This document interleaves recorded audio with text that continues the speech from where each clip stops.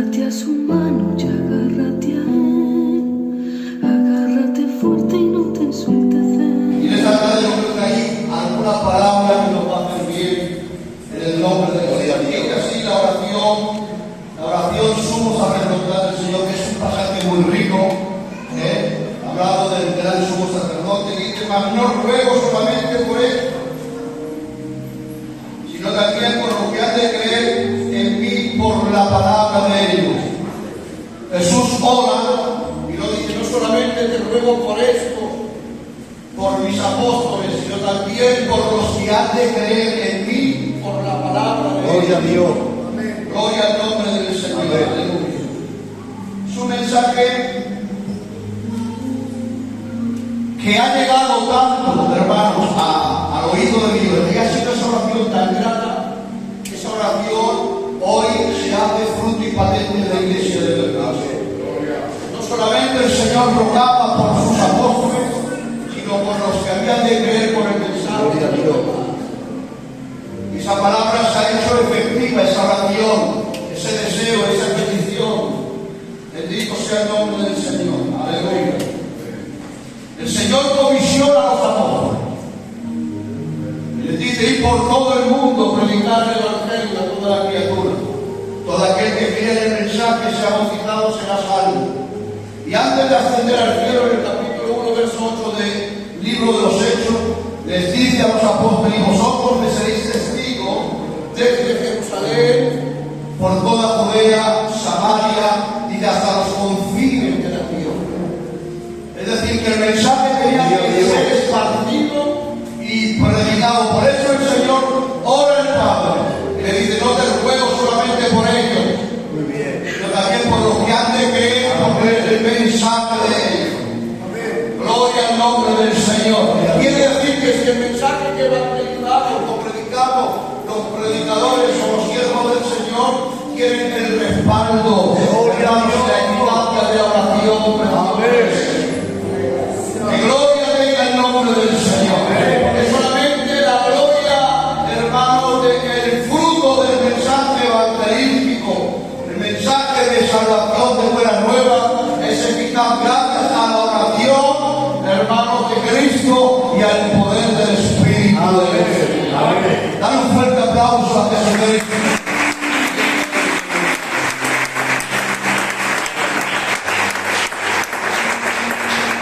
Empieza, hermanos, la palabra que el Señor dice: ir y predicar.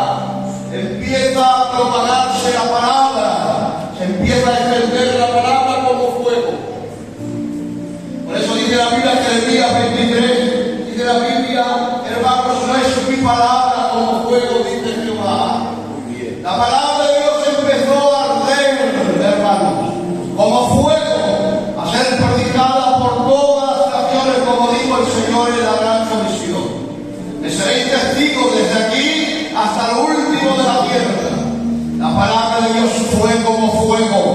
Por eso Santiago dice, que ellos hermanos, en el capítulo 3, verso 5, dice: cuán grande voz enciende un pequeño fuego. Y es que la palabra de Dios es el pequeño fuego que se prendió en Jerusalén, pero que ha empezado a arder. Y cuán grande voz, hermanos, se ha quemado, se ha encendido el poder del fuego de la palabra. Que gloria tenga el nombre del Señor. ¿Cuánto dicen amén para el Señor? Esta palabra le he puesto como título: el gran avivamiento de la iglesia, a través de la historia, en las 6 etapas de ella.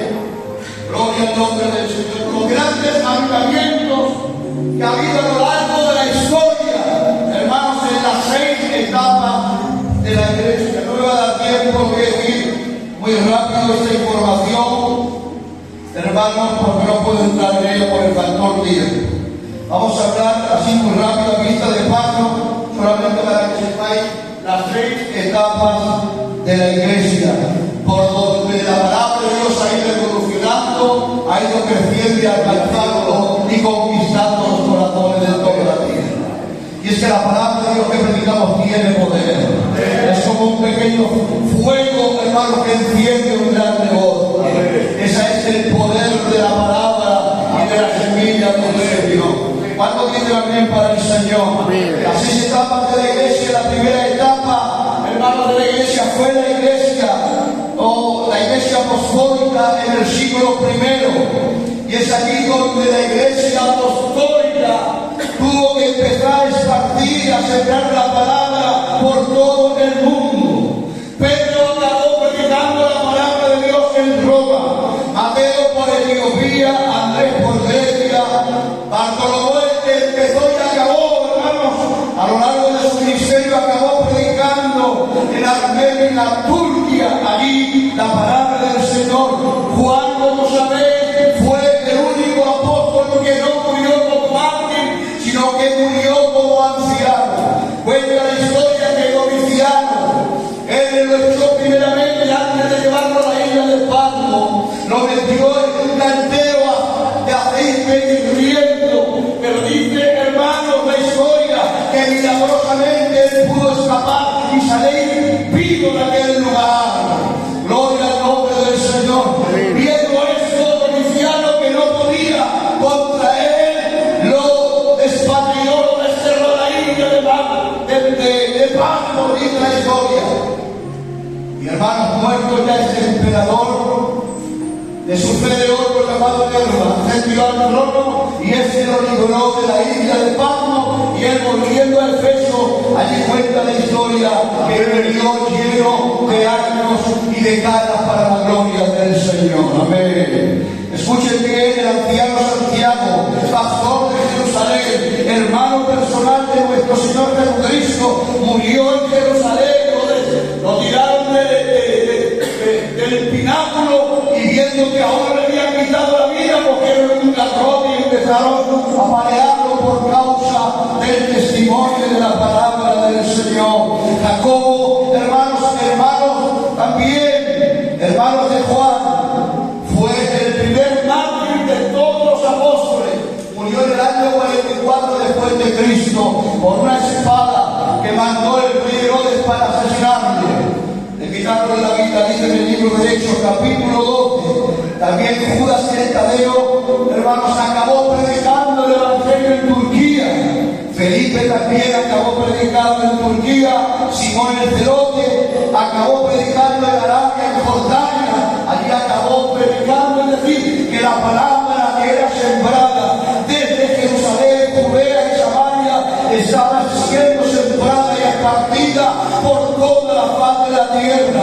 Matías también, el que sustituyó a Judas el Iscariote, cuenta la historia que él también predicó el evangelio por otros lugares y acabó predicando la palabra en Jerusalén.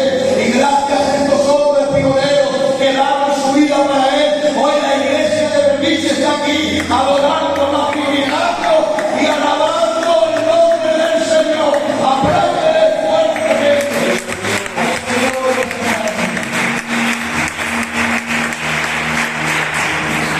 La segunda etapa de la iglesia, la primera era el tiempo de sembrar la palabra. La segunda etapa de la iglesia era la iglesia perseguida.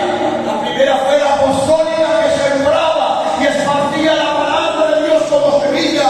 Pero la segunda etapa de la iglesia fue la iglesia desde el siglo I a principios del siglo IV. Escucha bien. Ahí se levantó las grandes persecuciones contra estos hombres que esparcieron la palabra. Y ahora no solamente la sembraban, escucha bien, sino que ahora regaban la semilla con sangre. ¿Me habéis escuchado? Ahora tocaba sembrar o regar la semilla a precio de sangre. Qué fácil es predicar la palabra verbal, con el mensaje del Evangelio. Es fácil. Hoy día tenemos predicar el Evangelio, sembrar la palabra. Pero ahora la segunda etapa de la iglesia era regar la semilla que se había sembrado con su propia sangre. Y ahí empezó las persecuciones contra la iglesia del Señor. Escucha bien muy rápidamente, hasta el gran edicto de Milán en el año 313 después de Cristo, por el emperador Constantino, quien puso final a las persecuciones.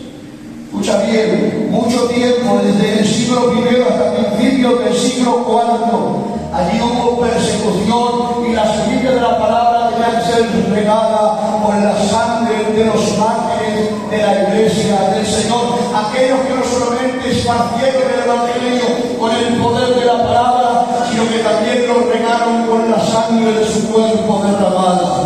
Gloria al nombre del Señor. Hubo grandes persecuciones, entre ellas 10 grandes persecuciones. Primero fue la persecución de Nerón en el año 66. Después Domiciano en el año 81, Trajano en el año 108, Marco Aurelio en el año 162 después de Cristo, Severo en el año 192, Maximio en el año 235, Pedro en el año 249, Valeriano en el 257, Aureliano en el año 274 y por último este gran hombre sangriento, hermanos, cruel contra la iglesia del Señor, Diocleciano en el año 303, él también persiguió a la iglesia, pero dice la Biblia, hermano, por la historia lo dice, que ese hombre, Constantino el Grande, Constantino el primero, en una de las batallas contra su cuñado, hermanos, el Señor se revela a él y ve en él una visión en el cielo, y en esa visión estaba viendo la señal de la cruz, y oyó la voz de Dios que le dijo: Constantino, bajo este signo vencerás. Bajo el signo de la cruz vencerás. Y yo digo, es que la iglesia del Señor tenemos un signo, el signo de la cruz. Y en la cruz no hay derrota, en la cruz hay victoria en el nombre de Jesucristo, el Hijo del Señor. El libro de los apóstoles de Corintios dice el apóstol: los judíos piden señales, los griegos buscan sabiduría, pero nosotros los creyentes, dice la Biblia, hermanos, creemos en el Cristo viviente, el crucificado. Para ellos es locura, para los judíos tropezadero, pero para la iglesia que dice la palabra y el mensaje de la cruz es dinamita y el poder de Dios para salvación. Dale un fuerte aplauso al poder. La cruz tiene poder. La sangre de los mártires en aquel tiempo se convirtió en la semilla, hermanos, en la semilla de la iglesia. La sangre de los mártires era la semilla de la iglesia. Y cuenta también que las espadas romanas eran vencidas por otra espada más grande y más colosal. Eran vencidas por la espada de la cruz. Aunque había persecuciones, la iglesia se doblaba y se humillaba delante del Calvario del Hijo de Dios. Gloria al nombre del Señor. Tenemos que acordarnos de aquellos que nos predicaron el Evangelio, no solamente con el poder del Evangelio de la palabra, sino que también regaron la semilla de la palabra con su propia sangre, con su propia vida. Os digo algo así de paso: hoy tenemos un evangelio muy light. Hoy tenemos un evangelio muy light, con mucho respeto. Un evangelio muy light. Turrón de azúcar. Pastor, tienes obreros, coro, local. Hay gente que se aburre de lo justo. Que Dios los perdone. Me repito, que Dios los perdone. Cristianos que ya han sido bautizados, se han nacido de nuevo, no quieren al culto porque se aburren. ¿Qué evangelio más hay? Turrón de azúcar. Pero gracias a los apóstoles de Dios y a la iglesia de Dios, gracias a ellos, a su esfuerzo, a su sacrificio, a la sangre derramada, hoy podemos decir: Jesucristo es Dios. ¿Cuántos dicen amén para el Señor? Amén. Después de esto, la tercera etapa de la iglesia fue la etapa imperial. No quiero hablar de eso, hay mucha historia del emperador Constantino.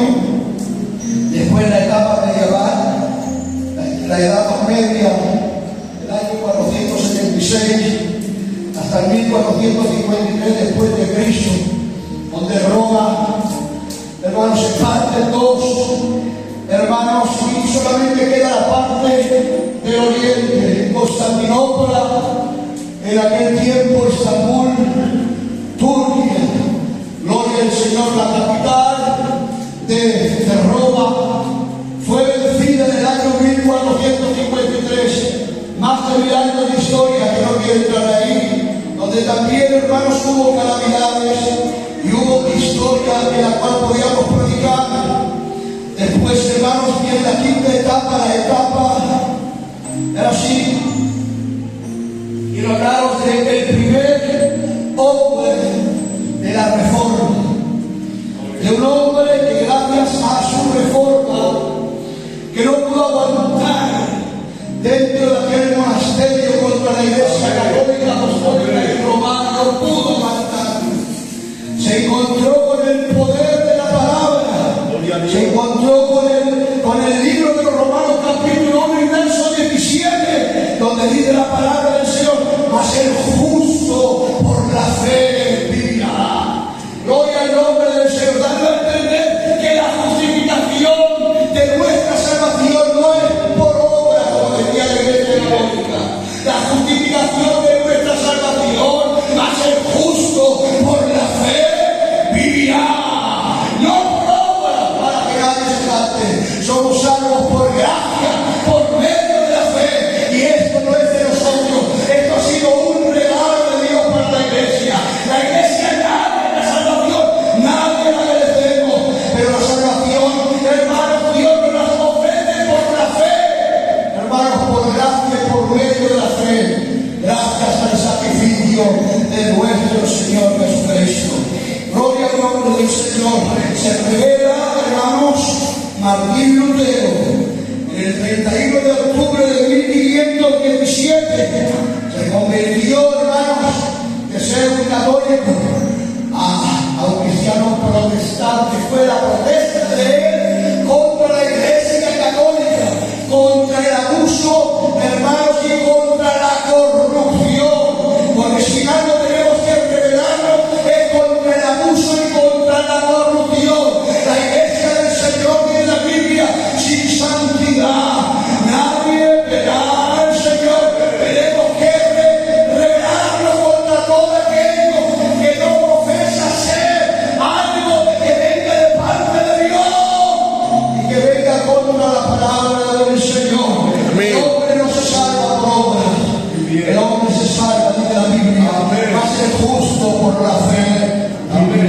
Amén. ¿Cuándo dice amén para el Señor? Amén. Gracias a este hombre y a muchos más hombres que no quiero entrar en detalle. Hoy la iglesia de Berbice estamos aquí dando testimonio. Hay un Cristo que murió y resucitó de entre los muertos y ahora está sentado a la diestra del Padre, rogando y intercediendo por cada uno de nosotros. Gloria al nombre del Señor. Amén. Bueno, y aquí ahora dejo los cuantos años de historia. Nos vamos a generar avivamiento a través de la iglesia, queridos hermanos. Y ahora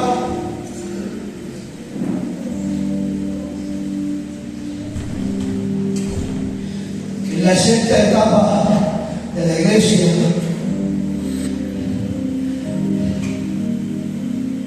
en la etapa moderna, escucha bien, la etapa moderna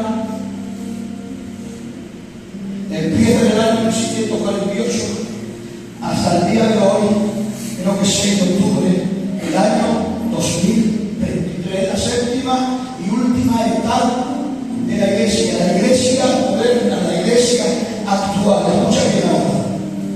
Algo a mí que me impresionó, lo podéis ver, algo que te hará bien, es el gran avivamiento que empezó, escucha bien, en el año 1906 hasta el año 1913. El gran avivamiento que explosionó de una manera tan gloriosa, tan fuerte y tan poderosa, que se dice que su onda expansiva, hermanos, llegó a más de 50 países. Escuchen bien, esto es algo impresionante. El gran avivamiento en la calle Azusa, número 312, la ciudad de Los Ángeles, en el sur de California. Había una multitud de evangélicos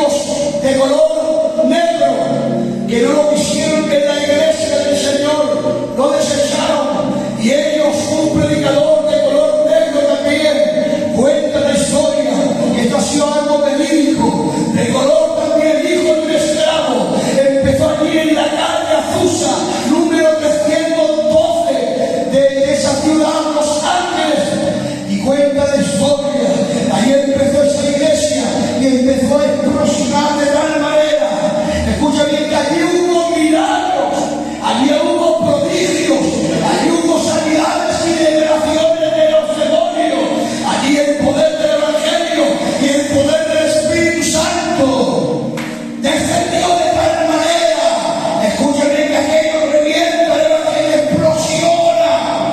Gloria al nombre del Señor. Y se dice que de aquella iglesia miles de la iglesia salieron a evangelizar por el mundo. Y escuchen este detalle, este dato. A día de hoy hay más de 500 cristianos pentecostales que creemos que en el poder de los milagros, de los dones y en el poder del Espíritu Santo, más de 500 millones, gracias también a ese avivamiento que hubo en Los Ángeles, en aquella calle.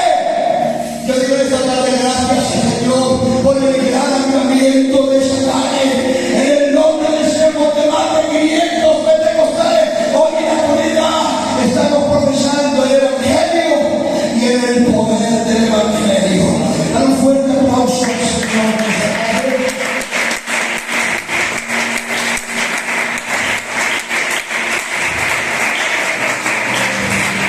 Casi nada, más de 500 millones de evangelistas pentecostales, hermanos, por el origen de la calle Azusa, el gran avivamiento de Dios con su poder. Cuando dicen amén, por favor. Amén. Escucha bien, de esa iglesia nació otra denominación, evangelista. Y fue en el año 1914, un 12 de abril, que también nace la iglesia Asamblea de Dios, siendo fruto de la calle Azusa. Asamblea de Dios nace de esa iglesia, de ese gran avivamiento. ¿Quién son las asambleas de Dios? Escucha bien, la Asamblea de Dios es la denominación Iglesia Evangélica Pentecostal Cristiana. Las estadísticas del año 2022, del año pasado, son estas. Escuchen bien. Miembros, 57.700.000 almas. 57.700.000 almas en la Asamblea de Dios. Iglesias, 367.392 iglesias fundadas en la misión de iglesia, hermanos, Asamblea de Dios. ¿En cuántos lugares y países se extiende la palabra del Evangelio?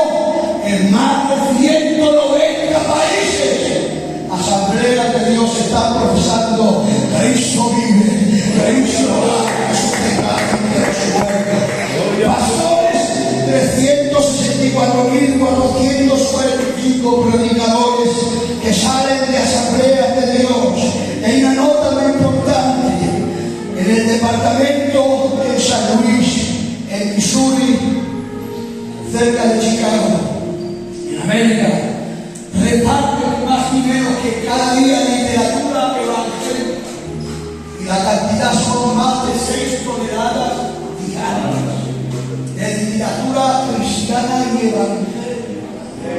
Es decir, que se sigue esparciendo y sembrando la semilla de la palabra de Dios. No hay quien detenga el poder de la cruz, el poder del Evangelio.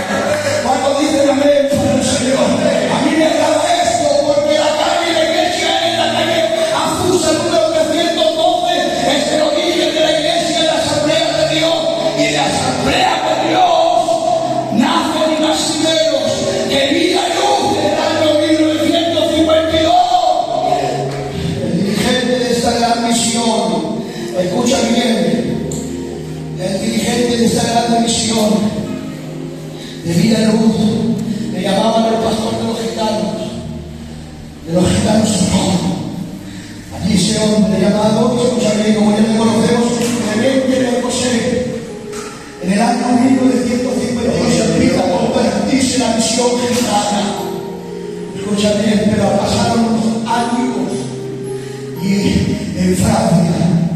en la Biblia había 7 gitanos que lo conocemos nosotros, la iglesia de la iglesia, que este hombre los instruyó, les preparó y les convirtió al evangelio.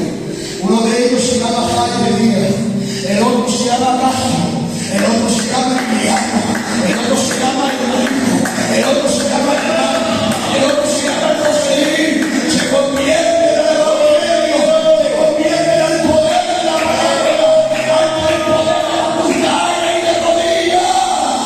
Hombres incultos, hombres hermanos que no tenían sabiduría ni expresión, hombres que no tenían letras, pero bajaron de España y bajaron como bajaron llenos del poder y de la unción de Dios, porque el pueblo dice amén para el Señor. Ahí le empieza a predicar en la primera iglesia evangélica. En el año 1965-66 se levanta la primera iglesia, la iglesia de Balaguer. Se levanta el primer candidato de la nación de España, la misma misión, iglesia evangélica. Filadelfia, el primer candidato, el Chinchín. Gloria al nombre del Señor. Viene para que Castro empieza a levantar su primera iglesia en Barcelona, la iglesia de Sabadell. Después se levanta la iglesia de San Roque, así Tarrasa, así llevaron la Rambla, así ya por el año más o menos 37 o 38, el evangelio llega al Prado, se convierte en muchos cristianos, entre ellos muchos de nosotros. Del Prado sale una hija, la iglesia se llama Cinco Rosas. Amén. Y ahí está, Cinco Rosas. Y de Cinco Rosas nace otra hija, se llama la iglesia de Berbiche. Para el Señor, hasta posiblemente 44 o 45 años, porque ahí por las carnes estaba predicando mi padre que está en el cielo, estaba predicando mi hermano Américo, mi hermano Enrico, y un servidor de la calle estaba predicando Cristo vive. La iglesia de la iglesia es fruto primero de la oración de Jesús en aquel lugar. No te ruego solamente por esto, sino también por aquellos que han de creer en mí por la palabra. Lo digo, el evangelio tiene poder. Dan un fuerte aplauso al Señor.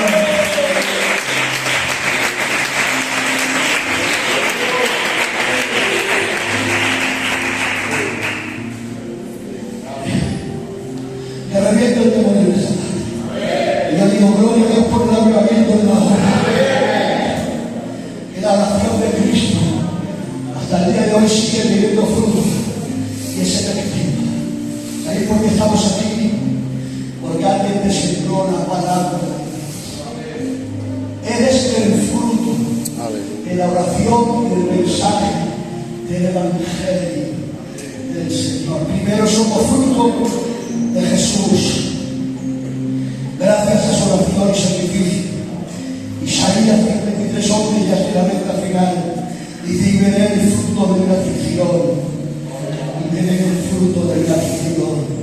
Ha merecido la pena los sufrimientos de Cristo, y veré el fruto. Somos frutos de las aflicciones de Cristo. Hebreos capítulo 12, verso 2 de la Biblia, el cual por el gozo puesto delante de él sufrió la cruz. ¿Sabéis por qué? Había un gozo puesto delante de él que le motivó a llegar a la cruz. Fue la iglesia de Berbiche. Nosotros somos el gozo eterno de Cristo. Nos amó desde antes de la eternidad, desde antes de la creación del mundo. Él fue el Cordero de Dios predestinado, dice Pedro, desde antes de la fundación del mundo, pero manifestado en los posteriores tiempos por amor a cada uno de nosotros. Juan 12, 24: si el grano de trigo no cae y muere, queda solo, pero si muere, llevará mucho fruto. Amén. Y también somos fruto de los que nos han sembrado el poder de la palabra del Señor. Somos el fruto, hermanos, de Cristo y de aquellos que nos sembraron el mensaje. Dale un fuerte aplauso para el Señor.